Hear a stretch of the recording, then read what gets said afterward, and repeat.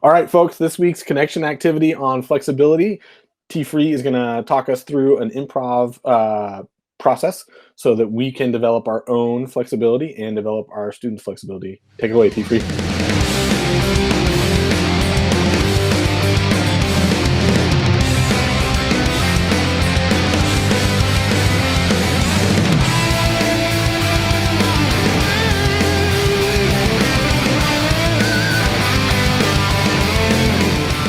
All right, everybody. We're going to play around with some improvisation here. If you are a drama teacher or performing art kind of specialist, you'll probably have better activities than what I'm going to throw in here. This is just my experience with a couple of things we've done with Challenge Day to help us roll with our partners and be able to like just kind of freestyle on the microphone and things like that.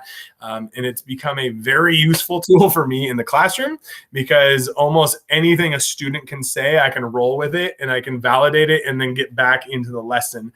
When I've had co-teachers in my room, or I think I shared having my observing principal in my room, like she jumped in literally in the middle of my class and got up on the board and like I rolled with it flawlessly. And I think that's because I've practiced a lot of this. So this is going to be our connection activity, is how do we connect with our other teachers? Because I think if we can practice as a teacher group, it gets us all better at this. And you can also do this with your students if you feel comfortable with it, and depending on your subject, maybe it's super appropriate for like debates and things like that to actually get them comfortable with just jumping into a conversation and kind of rolling with what was said previously. So that's what Dave and I are going to model here. It's going to be kind of fun. So here's the setup we're going to do. We're going to talk and freestyle for about 2 to 3 minutes.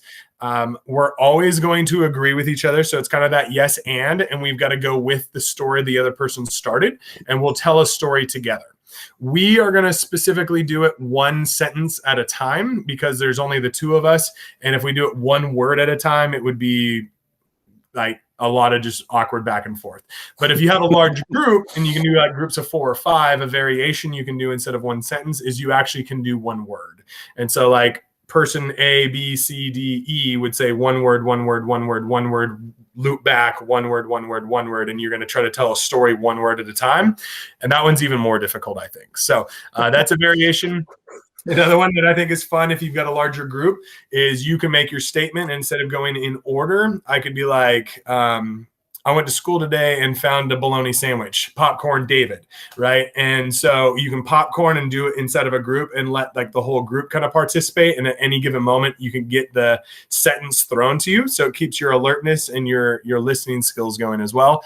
And this is a good one to do inside of the like staff kind of vibe as well. If you have lots of people on your team, or it's like a full staff meeting, maybe 12 people or so, you can do the popcorn style as well. So Dave and I are just going to go back and forth because there's the two of us. We won't popcorn it, but we'll do one sentence at a time. We are going to use the topic of happy dances at school, or happy dance at school.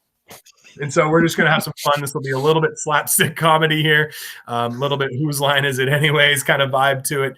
And we're going to have some fun, and then we'll talk about some of the lessons from this and how to apply it after we're done. So, all right, Dave, we're going to get started here. This is my first improv ever, by the way. So for those of you who are noticing that Tim is better at this than me, like he is at many things, in this case, there's a reason. I'll do my best not to make you look silly. I'm so pumped, and I'm going to probably intentionally try to mess with us and get this a little bit off kilter. So okay, we'll see. I'll just do that on accident. So excellent. All right. So first line, we'll get started. We'll just kind of go back and forth. Today at school, I saw a spider. And it was eating a fly. While it was eating a fly, I noticed that it looked a little extra hungry. Which is probably why it started doing its happy dance. Obviously, it was doing a happy dance because it was eating. And why would you not be doing a happy dance while eating? Well, you could get a stomach ache. I don't imagine flies really sit in the tummy very well. My stomach feels so good right now because I ate that fly. Just the one fly? How many flies do you think I could eat if I really started going crazy? I think that you and Shrek could both do the cotton candy fly situation. I'm gonna encourage you to be part of the same story as me instead of answering my question. Okay. Perfect. All right. Tomorrow at school, we're going to have a really special guest show up. And we're going to watch them eat spiders. When we're watching our guest speaker eat spiders, I'm going to try to come up with some creative questions to ask them. I'm thinking that we might be able to ask them some questions about being a spider who eats spiders. And if they don't know how to respond to that, I might try to scaffold that by saying, what else do you like to eat? He might say that he's not sure how to address our group because we're kind of freaking him out. I'm kind of hoping that after he finishes his presentation, he does a happy dance. I'm guessing that after he does his presentation and we play Dua Lipa, he will definitely do a happy dance. I'm going to play as much fun music as I can possibly play. I always play fun music, and right now my favorite song is, or my favorite album is Future Nostalgia. Future Nostalgia makes me do an internal happy dance. Makes me do an external happy dance. So, all right, we're gonna kind of wrap up from there. So, anyways, the point is, when we're doing this, the whole game is really like, can I try to tell one storyline? And as you notice with both of us, actually, I was doing it as well. It's really hard to tell one storyline because you want to still have the back and forth because we're used to having conversations with other people instead of being one person. So one of the things that I have experienced with improv practice stuff is trying to get out of the me or them and create the we kind of vibe, like we are one. Yeah. And that for me has allowed me to be a better co-teacher specifically because then it doesn't feel like I teach and then they come and teach, or, you know, it becomes this like fluid, we can dive in and out and we're one with each other. And it's less of a yes, but, or the, I like that, I'm going to show this, or we're separate, and trying to build off of it. Or if I get a student up on the board, one of the things this has helped me with is if they start a problem, but they don't know where to go with it, trying to get other students to participate from exactly where they left off, even if it's wrong, and help them recourse it back to the next right step. Oh, okay. And so for math, at least, this is really good because you have to understand the misconception. If it's something that was done incorrectly, you have to understand the misconception and how to recalibrate back into the right path, which is a very critical thinking skill. Like, it's actually fairly difficult. And it's something I've developed a lot when I do tutoring, because I try to understand where the student's coming from to help patch the misunderstanding and not have them feel wrong in the process. Well, so like one of the things that I noticed, right, like as I disclaimed, first time doing improv where I got into like the answering the questions thing, and you just like gently kind of pushed it without like hard cut, let's start again, was Right. I thought an example of you also like knowing how to handle things on the fly. And I think to your point about like how does this fit into content, when you were talking about the math problem, I mean, if you're teaching any sort of social science, I would imagine that you're doing some version of Socratic seminars on a regular basis. And if you're talking about anything that's really interesting and powerful, there's probably some controversy or some differing opinions on that. And teaching students how to build off of what somebody else said, right? Like we use the term critique ideas, not people, all the time in that space. And I think this improv practice, like you're talking about with being on the math board and picking up the problem from where it's at, is a very similar skill set. So I think it would apply across content. Right. And the other thing that's funny, actually, has made me think of something I did today.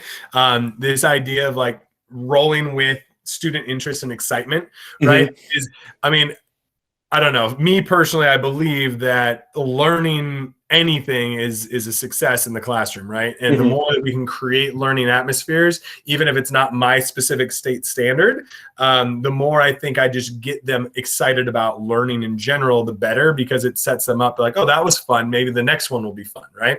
And so today, I legit went on so I've built project-based learning for the last 6 weeks of school because I wanted to get away from some of the sit down, here's your formula for this, just do this. Like we've done that for a while, trying to knock out some of the state standards in this very weird, awkward condensed year.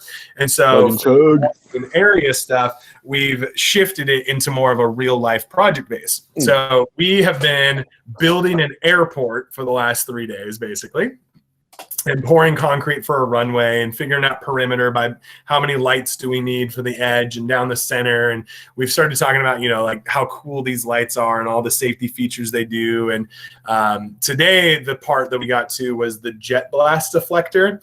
So I don't know if you've seen this before in like airports, but they've got that like kind of steel scoop or like diagonal like steel sheet that basically deflects the back the jet blast, the backdraft of the air coming out of the engines, so it doesn't do damage to vehicles and buildings and trees and all that kind of stuff. It redirects it upwards into a safer space. And so I was showing them and I was like, do you guys know what a jet blast deflector is? And I was with my English as a second language group today, second period, and they were like, no, not really. Like, what are you talking about? And I was like, so, big old 737s are big enough that when that air is coming back, it can do some damage. So they're like, show us. And so like I pulled up a picture and I was like, here's what this would kind of look like. And I'd already had a picture in the Google form, but like we started looking at a couple of those. I was like, oh, where these are also on is they're on aircraft carriers. And on aircraft carriers, you don't want to blow another fighter jet off the aircraft carrier into the water. That would be terrible. So then they're like, wait, an airplane can take off on that? I was like, yeah, have you guys not seen one of these? And so we started looking up aircraft carriers. Then we looked up videos and we watched F-18s and F-15s like take off these aircraft carriers. We're like, wait, what's that cable thing? So then we saw them landing, getting caught by the hook, and like the kids are like losing their minds. And then all of a sudden we're like, wait, have you guys seen the movie Top Gun? So like we went on this little tangent from jet blast deflectors and looking at like, how do we apply trigonometry to find the lateral height of this diagonal to letting them run with excitement about aircraft carriers and planes and deflectors. And then, sixth period had heard about this too. And they're like, wait, have you actually ever seen something get blown over? So then we looked up a YouTube video in sixth period that actually showed a 747 with a car that they had designed, and they put GoPro cameras and stuff in it, and it just gets thrown like hundreds of feet and getting just throttled by this 747. And I was like, that's what would happen on the highway if they didn't have these up. So running with that, and then all of a sudden coming back from a Top Gun trailer to, okay, so how do we use this sine over a sine is our opposite over hypotenuse. What's going to be our lateral height then? Perfect. Now let's go find the square footage, and like we just ran with it because we could. And again, I think the more we practice this improv, the more you can get the students excited and let it be a tangent without losing the actual thing you're trying to teach. Well, and this is not the first time that you've talked about being able to roll with students getting interested. I remember a couple episodes ago, might have been a month at this point, you talked about like there was a tower in Dubai, maybe, that you were talking about, like you guys were able to figure out how tall it was based on like its shadow, or I can't remember all the details, but like you were able to roll with something that students were interested in and then connect it back to class.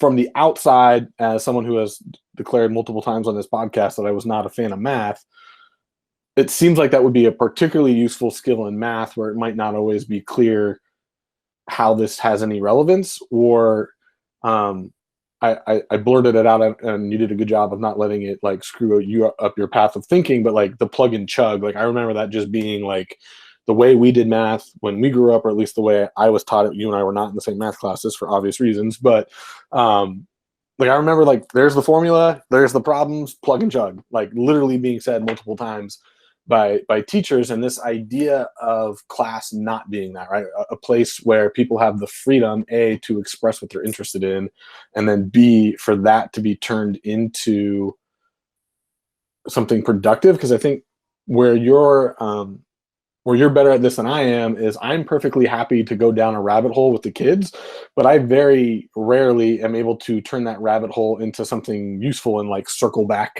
to the content. We'll just like, oh, we're interested in like, that's just like, I'm kind of kidding, but I could totally see myself as, well, let's just watch Top Gun for the rest of class. Because this movie, at least I know it's terrible in many ways, but it's also awesome. And let's watch Tom Cruise pretend that he knows how to spike a volleyball on the beach. That's awesome. And never would have come back to how this applies to math. So I continue to be impressed by your ability to do that. I think it's a really awesome skill that you have. And I don't know if it's completely attributable to your improv work, but that might be my motivation to maybe spend some time doing that. So. Right. And improv, I think, has helped me. And I think there's a lot of ways you can do this, right? But I was actually listening to another podcast the other day that was talking about confidence and the idea that and I'm going to probably mess this up, but it was this idea of like, you've got to have the intention of what you want to do. And then you have to have like the actual follow through to do it. So you have the intention, then you do the action, and then you have the consistency of doing that multiple times over and over with the same intention, with the same amount of effort and energy. And then all of a sudden now you're starting to build that pattern, that habit, and you create that confidence through that repetitive behavior. So I think I've allowed myself just to make a fool of myself and roll with it. I was DJing a softball game tonight, and I messed up the order of the introductions of names and when we were going to play the Star Spangled Banner. And I wasn't 100% confident because it'd been a couple weeks with spring break and stuff since I'd done a game.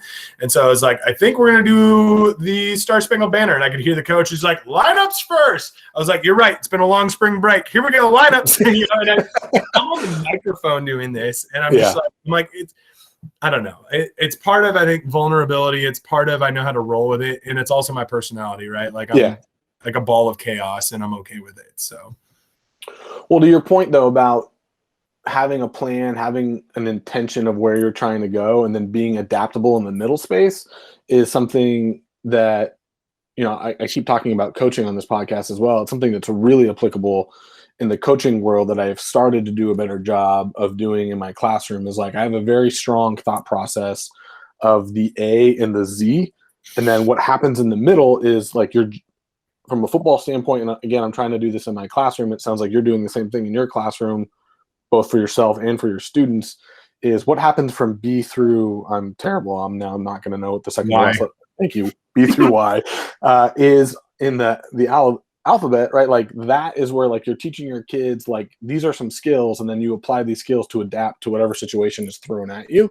And that sounds like something that you're already doing in your classroom. And I think that that is something that would be, that's just a valuable life skill, right? Like if you can focus on, okay, this is the big thing that has to get done, but in that middle space between starting and getting to the end, I have to be willing to understand that the world is too complex for me to just be able to have everything happen exactly the way I laid it out. So.